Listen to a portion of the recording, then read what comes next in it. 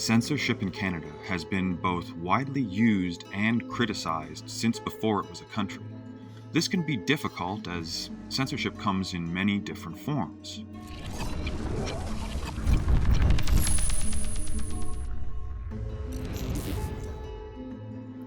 Imagine art is being commissioned. However, only people who provide ideologically aligned works get those grants. You can see this in early Canadian history as the settlers imposed both religious and European values on the people, making sure that content that aligned with those values was what was accessible. But don't you feel such shows contribute to a social climate of violence and sexual malaise? And do you care? Certainly. Even making it difficult for someone to find the information they're looking for can be considered a form of censorship, which is why we're breaking it down into 3 categories. Information can be destroyed, disrupted, or distracted from. You might consider the burning of Alexandria as a destruction of information, or say if there's a media blackout and journalists aren't allowed to enter an area. Embarrassing. No, sir, not embarrassing, because no one's ever going to find out they're down here. But you're going to spot them and you're going to air them out. Information can be disrupted by making it too expensive to access or by blocking it in various ways. Or more simply, people can be distracted from information, which some people don't consider a form of censorship. However, we're including it for the sake of the discussion. We're going back through Canadian history to look at examples of censorship and compare them to what's going on today, starting with 1774's Quebec Act. Now, it's important to note that the Quebec Act ended up being what was an intolerable act by the Americans, as they found it to encroach into their space and restrict their rights. This is interesting because the purpose of the Quebec Act was to give more freedom and opportunity to French Catholics in Canada, including being able to have representation. If a group of people is not allowed to have representation, this is a form of destructive censorship in the sense that their message does not get to be conveyed and the information not transferred. On top of that, the Protestants in the region felt like this might encroach upon their rights, as the newly empowered French Catholics would be able to instill their values more readily. But it might not have been so simple. Here we see a piece of political satire where the Quebec Bill is the subject of interest. Here we see at the top the devil playing bagpipes, likely representing a negative or sinister force and indicating that this is a satirical piece. It gets more interesting as we read this ribbon of text that says "Honi soit qui mal y pense." This phrase is the motto of the Order of the Garter, an English chivalric order. It translates to "shame on him who thinks evil of it." In this context, it could be interpreted as criticism or condemnation of the Quebec Act, suggesting that those who support or enact it may have ill intentions, and that those who question it should not be listened to. This could indicate a degree of censorship related to the act and people speaking of it by degrading those who question it. This form of shaming ends up leading to self-censorship, where people do not feel comfortable speaking out about a topic. Noli me tangere means "do not touch me," which is on the Scottish thistle, whereas the "nemo me impune lascit" translates to "no one provokes me with impunity." These phrases can be seen as expressions of defiance and a warning against tampering with these symbols and ideals. Overall, the poster seems to convey a critical view of the Quebec Act of 1774, possibly highlighting concerns about British influence, manipulation, and ulterior motives. The act was widely criticized in America and ended up being one of the factors leading to the American Revolution. For some more political context of the period, here's a quote from Thomas Jefferson in 1807. "Nothing can now be believed which is seen in a newspaper. Truth itself becomes suspicious by being put into that polluted vehicle. The real extent of this state of misinformation is known only to those who are in situations to confront facts within their knowledge with the lies of the day." This is an example of distraction through something like selective reporting. However, the implication that the entirety of the media is filled with lies could be seen as a restriction of communication itself, as important information is not conveyed. 1835 saw the imposition of a much more destructive form of restricting communication with the Act Against Seditious Meetings.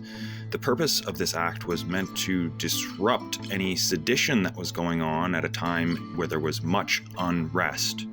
Government-appointed magistrates would go around town making sure that no one was gathering in too large of numbers, again a form of restricting communication. Around the same time, colonists began to impose their values through education systems that restricted the native populations from being able to learn their own culture, replacing it completely with European values. This is one of the higher forms of destructive censorship that there is. History is rich with examples of this type of censorship to lesser extents. Imagine a conquering nation comes in and imposes a new style of market, thus stamping out the old cultural traditions present in the market beforehand. Towards the end of this period, we see another type of censorship, with government trying to prevent anti-vaccination information from going public. This at the time where smallpox was running rampant and people were being apprehended if thought to be a health risk. This brings us into the birth of Canada as a nation with Confederation. Now, Confederation was supposed to enshrine rights for a number of Canadians, although it was not till later on that the Charter of Rights and Freedoms and the Bill of Rights came into play. What we can see with this is that any type of massive shift geopolitically will inherently cause some form of censorship as new values are instilled and old ones stamped out. What came along with the birth of Canada was a more centralized government, and you can see here this cartoon suggesting that the first Prime Minister, Sir John A. Macdonald, would prorogue in Parliament in order to avoid talking about certain topics, a tactic used quite regularly in politics even up to today. The forming of the nation of Canada was also met with much resistance.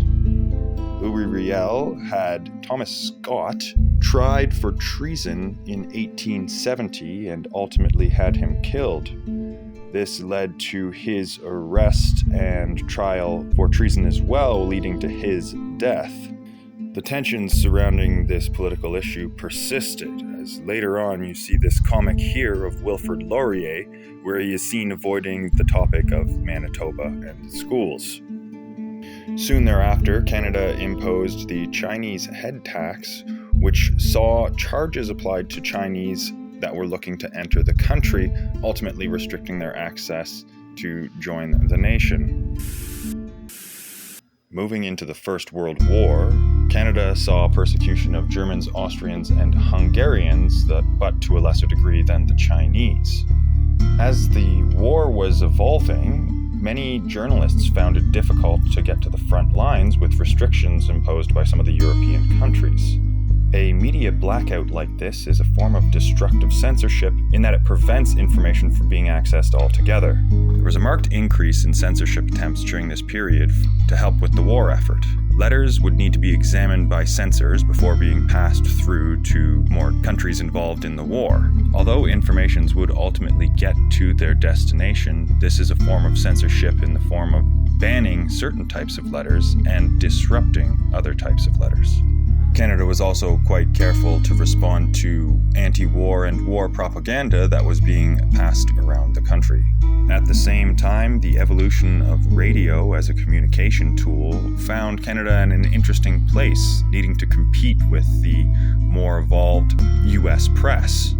The Prime Minister at the time, R.B. Bennett, was tasked with putting together a Royal Commission on Radio Broadcasting, which eventually evolved into the CBC and the CRTC. This was a Royal Commission to determine what kind of efforts were needed to have more power in the media realm in North America. Just before the onset of World War II comes the passing of the Radio Act in 1938. Another act to centralize media endeavors to try to compete on the North American front. Again, this made it so that certain types of media were more likely to get attention and others less so. When the war broke out, the War Measures Act was invoked again, just like in World War I, and much of the same censorship was employed. Postal censorship returned, as letters that were going to countries involved in the war were scrutinized heavier than before. It seemed like overall censorship measures had to increase as there was a new information warfare going on. Without censorship, things can get terribly confused in the public mind. All around the globe, this strange other war is being fought. A battle of persuasive voices, striving for the conquest of men's minds. The battle for hearts and minds was fought on the home front and abroad for most countries.